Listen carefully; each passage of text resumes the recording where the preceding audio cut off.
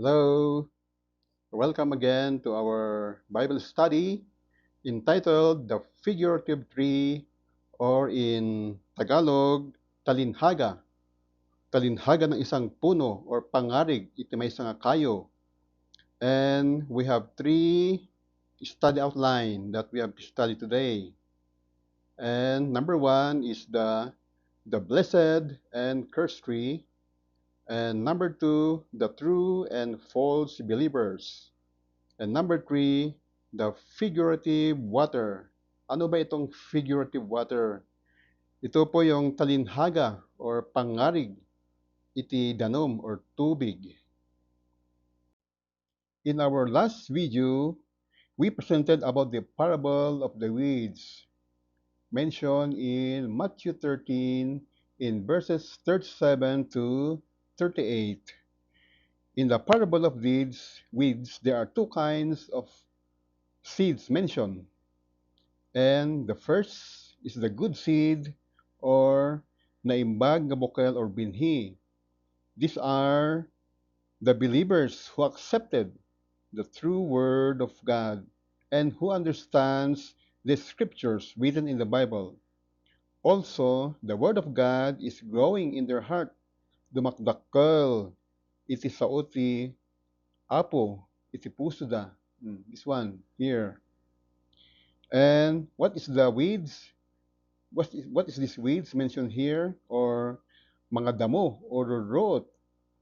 These are the believers who accepted Satan's words and his lies, his word of lies, and who accepted mixed teachings and cannot also understand the real meaning of the word of God. Instead, these people preach the Bible in accordance to their understanding. What is this figurative tree that we are talking about? Ano ba itong sinasabi natin na puno or talinhaga ng isang puno or pangarig ng isang kahoy? Ito po yung mga believers or Christians that has not yet matured. They are still maturing, they are still growing. Ito mga kahoy na ito, believers na ito. And there are two kinds of tree. Number one, we have the blessed tree. This is a true believer who has the true word of God and the fruit of the Holy Spirit. And the other kind of tree is the cursed tree. Ano po itong cursed tree? Ito po yung mga false believer who accept different kinds of teaching, or in other words, hindi nila maintindihan, they don't understand the true meaning of what is written in the Bible. Who is this blessed believer or nagasad na tao? If you open again your Bible in Psalm chapter 1, verses 1 to 2, it says here, in verse 1, Blessed is the man, nagasad niya tao, who walks not in the counsel of the ungodly or manangdakdakas, nor stands in the path of sinners, nor sits in the seat of the scornful, meaning, in Ilocano, di makadkadwa, kadagiti mangrabrabak iti Diyos. And in verse 2, but his delight is in the law of the Lord, and in his law, meaning the word of God, he meditates day and night. In Ilocano again, pagragsakan na kidi, tilenteg ti Yahweh, aldaw ken rabii, abasbasain na ken utuban na, iti saon ti Apo. You read again in verse 3. Verse 3 of Psalms in chapter 1, it says here, He shall be like a tree, meaning this person, he shall be like a tree, planted by the rivers of water. Oh, here's the rivers of water, that brings forth its fruit, its fruits, meaning the fruit of the Holy Spirit in its season, whose leaf, mga dahon niya, mga dahon, shall not wither, and whatever he does shall prosper. Ag Ilocano, agbaligi iti amin nga aramiden na, So this is the river of water. And later on, what is this river of water? This is the Word of God. As mentioned earlier, water is God's Word and true understanding of the Bible. And if you open again your Bible in John chapter 7 in verse 38, it says here, He who believes in me, who is this me? That is Christ and his word. As the scripture said, out of his heart will flow rivers of living water. And what is this living of water? This is the word and teachings of Jesus Christ. And in Ilocano, agayos to, dagiti karayan ti sibibiyag, adanum, manipod iti puso, ti siya sinuman a mamati kanyak. The Word of God is also like a rainfall, parang ulan na galing sa langit. If you open your Bible again in Deuteronomy in chapter 32 in verse 2, it says here, Let my teaching, ang aking salita, drop as the rain. Rain, parang ulan. Drop as the rain, like ulan. And my speech, my word, distill as the dew. Oh, these are the dew. As the raindrops on the tender herb, and as showers on the grass. It's here. In other words, the word of God makes us healthy. We Christians, the word of God makes us healthy, robust, and growing. If you open your Bible in John chapter 15 in verse 3, it says here, You are already clean because of the word, meaning word, salita ng Diyos, which I have spoken to you. Meaning, our sins, our sins are washed away by the word of God. Let's study the second kind of tree.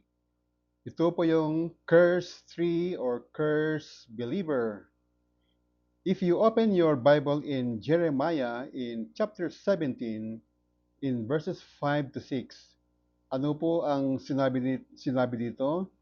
It says here in verse 5, Cursed is the man who trusts in man, and makes flesh his strength, whose heart departs from the Lord. In verse 6, for he shall be like a shrub in the desert. Oh, this one. Shrub meaning a tree, like a tree in the desert. It's the desert.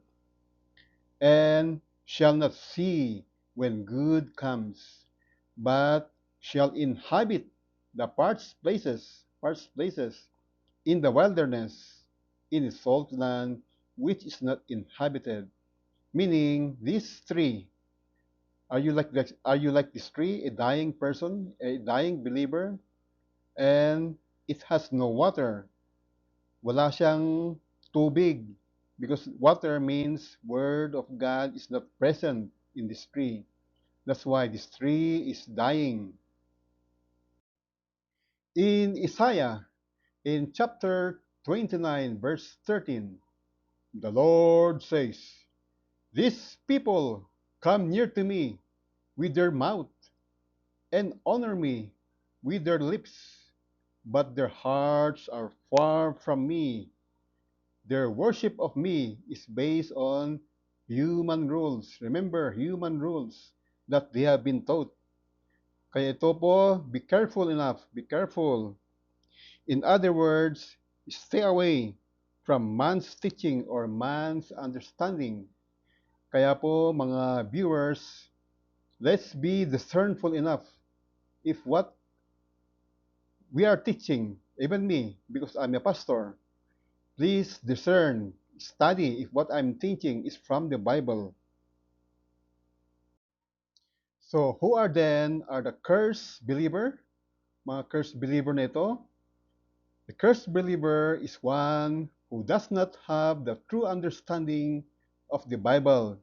Dito po, hindi niya maawatan, hindi niya maintindihan ang salita ng Biblia. O, laging question mark na sa isip niya. Instead, has a different understanding of the Bible. Ito po, iba ang pagkaintindi niya sa salita ng Diyos. Man's teaching. Kung ano yung naisip niya, yon po ang kanyang pagkaintindi in accordance to his understanding. So my beloved viewers, my advice to you is follow what was written in Proverbs 3 verses 5 to 6. Ano po ang sinasabi dito? In verse 5, it says here, trust in the Lord. Yes, yeah. Trust in the Lord with all your heart, with all our heart. Trust in the Lord. And lean not on your own understanding. In verse 6, in all your ways, we must acknowledge Him. We must acknowledge God. And He shall direct our paths. Siya po ang may direct ng ating paths. So, in other words, let God interpret the Bible to us. Yeah, interpret the Bible to us.